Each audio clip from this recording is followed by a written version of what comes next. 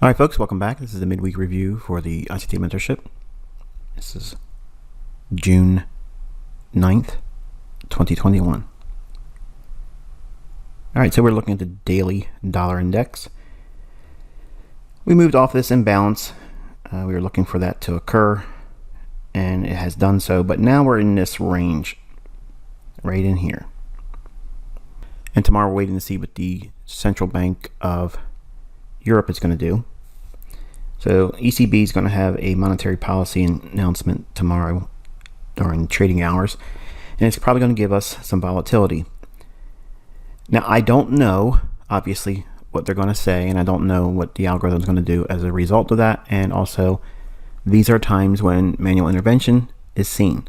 So even if the announcement comes out one way or the other, we could still see a directional move that would be contrary to what would make sense.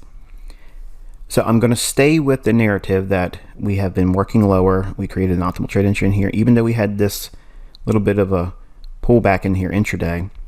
That might be just a red herring to make people think that we've created a low, and this pin bar type formation will be seen as potentially bullish.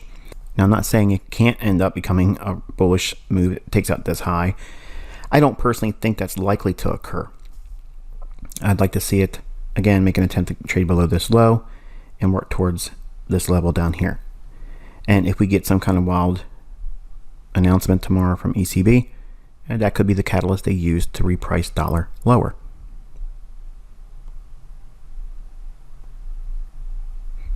Okay, the dollar index hourly chart.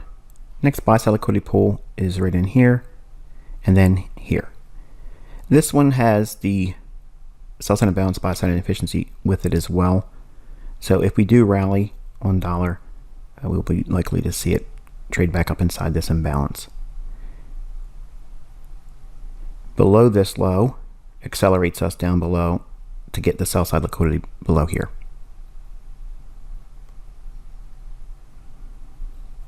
$15-minute time frame dollar index. Low resistance liquidity run signature here. Lower high than this one here. And we had a run all the way up from here. This is where the next, again, short-term buy side liquidity pool is.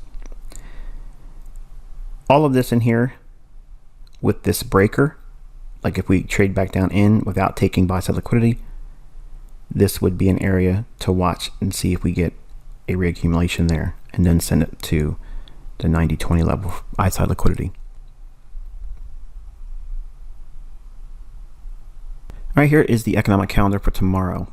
Now, I have not been showing you recently, but I want to really preface it by saying just be mindful tomorrow that the 10th of June, we have at 7:45 a.m. high impact euro monetary policy statement and the main refinancing rate. And then 8:30 a.m. we have the ECB press conference, and then high impact dollar, CPI, and core CPI with unemployment claims as well. Lots of volatility tomorrow. Okay, so if you're trying to trade with live funds, this is the time when you absolutely don't want to do it, because if you make an error tomorrow, it could end up punishing you much more intensely than you probably would want to endure. All right, here's the euro dollar daily chart. And again, you can see this pin bar. Most traders are going to see that as bearish. I don't like to look at that and say, oh, it's bearish because it's created this ahead of a news driver like tomorrow. This to me doesn't indicate anything. I like to see it run right back over top of that again. So think about the fair value gap right in here that we looked at as a potential draw on liquidity. It did that. We've rallied since then, and we have this high and this high with low resistance liquidity run signatures. So that to me makes better sense for them to drive it up there. Now, does it go lower, knocking out anyone that's long? How much lower? That I don't know. And this is why I tell you, ahead of these types of announcements, it's important for you to respect the amount of risk that's there. Don't get caught up into thinking, okay, well, I know institutional this and I know smart money that, and ICT taught me this and that, and I'm ready to go. I personally respect the risk in this environment. So I'm not ahead of these releases. I'm not positioned ahead of it. I'm flat. I have not done anything. So Wednesday's trading, I'm literally observing, and everything's really quiet ahead of ECB.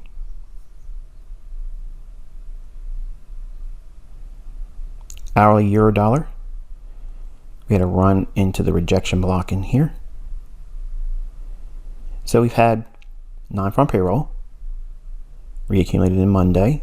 We went higher, retraced, rebalanced, order block, consolidation, optimal trade entry here, rallied, another optimal trade entry here, displacement, rejection, we got it, traded softer. Now we do have liquidity resting right below this low. And if you look at the overall trend in here, all kinds of trend lines are going to be on this. So I like to run below here. So they could take it down to that, whipsaw it, and then go higher on ECB news.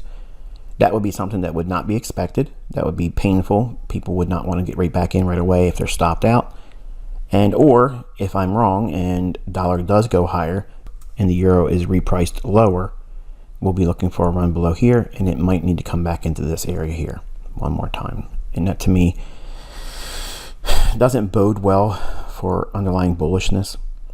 So this would actually set up a decline here and then a bounce and then a heavier short that would take us through this low. That's what I would expect if we get back into here. I'm still favoring the long side of euro because it's the higher time frame order flow and bias on the daily chart.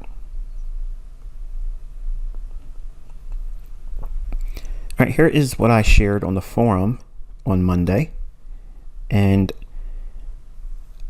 I've had some issues with splitting the groups. So I've got a few leakers still, and I'm subgrouping. So to save myself a lot of time and aggravation, I've simply been posting the chart and annotations and what I would have said in those charts on the forum itself as just a picture. So that's why you've seen on Monday and Tuesday this simply a chart upload. It's very easy for me to do. It's quick. It's not as secure, obviously, but it gives you what I'm thinking about and salient at the moment. But this is what I shared on Monday. I said that we would likely see it continue up, make an attempt to run into this area here for buy side liquidity, and it pretty much drew up into that area. Price rallied up in, attacked that level for liquidity, and then rejected harshly. Had a little bit of a return back in here on this breaker because a high, low, higher high, and then it's rejected this candle's body. Draw that out in time, hits it there with a fair value gap. Continuation lower, attacking the sell side liquidity here formed in London. There is a liquidity pool resting below here. That to me is too clean. But if they're going to go down there, I don't think it's going to go down there to go up. I think they're going to go a little bit deeper than that and attack that low. And then consider what I mentioned when we were on the hourly chart. The main point here is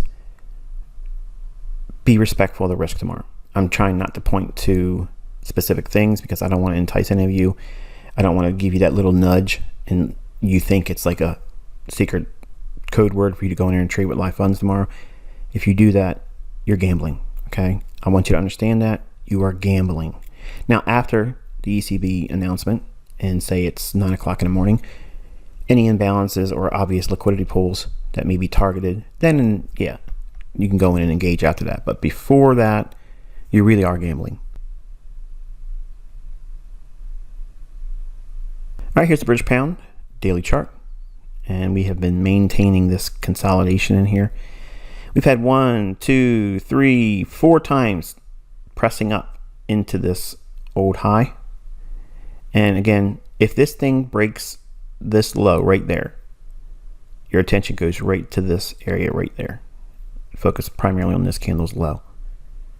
Okay, so if we lose this, my expectation is here. not a lot in terms of pips, but it would sink this lower, and the overall market structure would still be bullish because we have a low, the high, and we trade it back down into a discount. And then it could potentially trade higher longer term.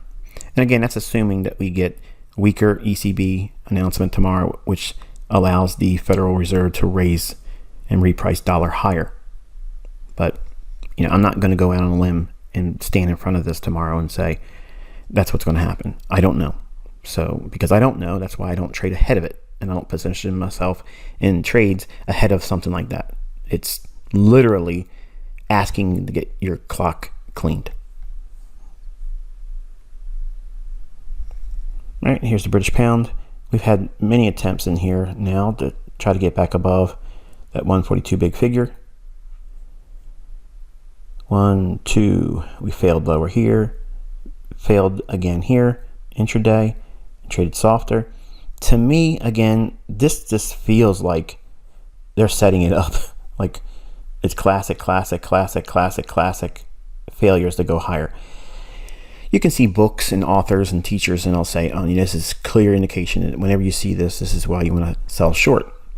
And I don't look at it like that. I think of it as, okay, they're knocking on the door, they're pounding on the door, they're putting their boot on the door, they're stomping on the door, and then finally they're going to make their way through it. Kind of like the SWAT team when they bust in to do a raid. That's how I see it, okay? And that imbalance here, this is so enticing to me with the breaker. So we have a breaker inside the middle part of that gap, which is consequent encroachment, and we have these relative equal highs.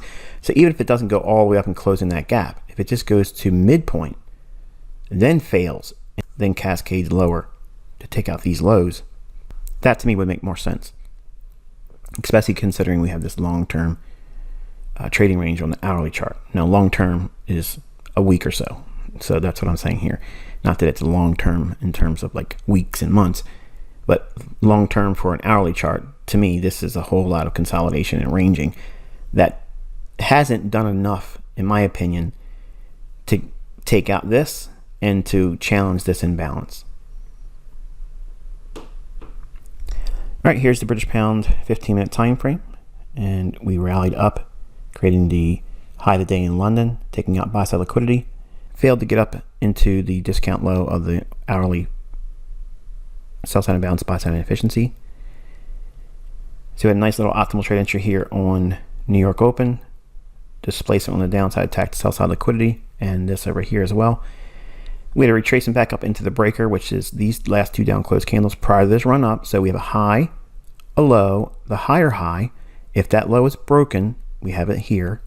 If it retrades back up into it, and then we also have the sell-side imbalance, buy-side inefficiency.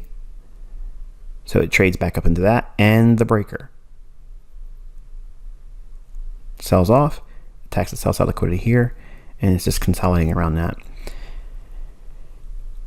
Again, I want to be very careful with what I say because I don't want any of you to get hurt tomorrow. Just observe it. If I see anything that is likely to get attacked for liquidity purposes, like a buy stop or sell stop area, or an imbalance that needs to be revisited intraday, as we approach 9 o'clock, if I see something right around 9 o'clock, I'll put something on my community channel.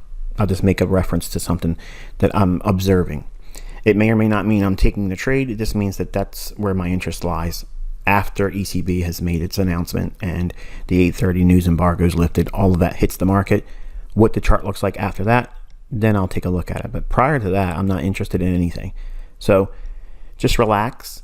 Let whatever drama is going to unfold tomorrow morning in the New York session, let that happen. Okay, give it 30 minutes to work out and let the dust settle, and then the market will find its footing or not, and then we'll consider whatever's in the charts at that time. I'm going to ask you folks, if you would, if you're not interested in things that are off topic, you're welcome to end the video here for yourself. I'm going to be talking about something that's not market related. As you know, I am married to a woman that brought a child into our marriage like I brought a child in. And she's my daughter, not by birth, but I raised her. And she is a very strong-willed woman. She has just moved to another state, trying to make a new start in another state. And she is very independent and free-thinking.